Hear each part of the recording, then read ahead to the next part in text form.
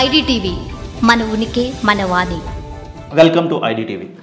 IT ఉద్యోగులకు సంబంధించి ఒక షాకింగ్ డేటా అనేది ఇప్పుడు బయటకు వచ్చిందనమాట. ప్రత్యేకించి హైదరాబాదులో పనిచేస్తున్న ఐటీ ఉద్యోగుల ఆరోగ్య పట్ల కేంద్ర ఆరోగ్య శాఖ ఒక నివేదిక సమాచారాన్ని అయితే ఇచ్చిందనమాట. ఎక్కువ జేపీ నడ్డా పార్లమెంట్లో స్వయంగా మాట్లాడుతూ మొన్న 84% మంది ఐటీ ఉద్యోగులు ఈ ఫ్యాటీ లివర్ సమస్యలతో బాధపడుతున్నారంటూ, వీరిలో 71% మంది ఉభయకాయంతో, అలాగే 34% మంది ఈ మెటబాలిక్ సింటమ్స్తో సమస్యలు ఎదుర్కొంటున్నట్లుగా కూడా అక్కడ ఉన్నటువంటి డేటా వివరిస్తోంది.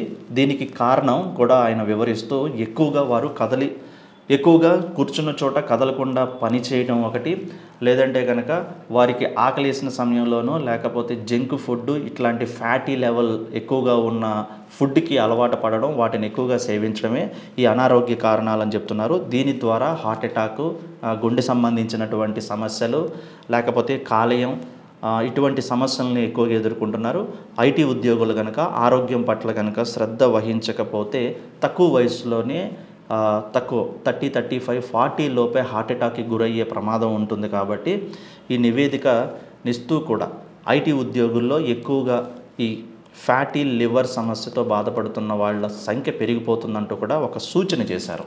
మొత్తానికి అది వారి మిస్టేక్ కూడా కాదు, వారు ఉన్నటువంటి పరిస్థితి, వారు చేస్తున్న జాబ్ అలాంటిది అని అర్థం చేసుకోవాలి అంటూ కొంతమంది కామెంట్స్ ఇస్తున్నప్పటికీ కూడా, ముఖ్యంగా ఐటీ ఉద్యోగుల్లో అయితే కనుక నిజంగా వారు కూర్చున్న చోట కదలకుండా పని చేయాల్సిన పరిస్థితి వస్తుంది. గంటల తరబడి ఒక ప్రాజెక్ట్ని ఎగ్జిక్యూట్ చేసి సబ్మిట్ చేయాల్సిన పరిస్థితి.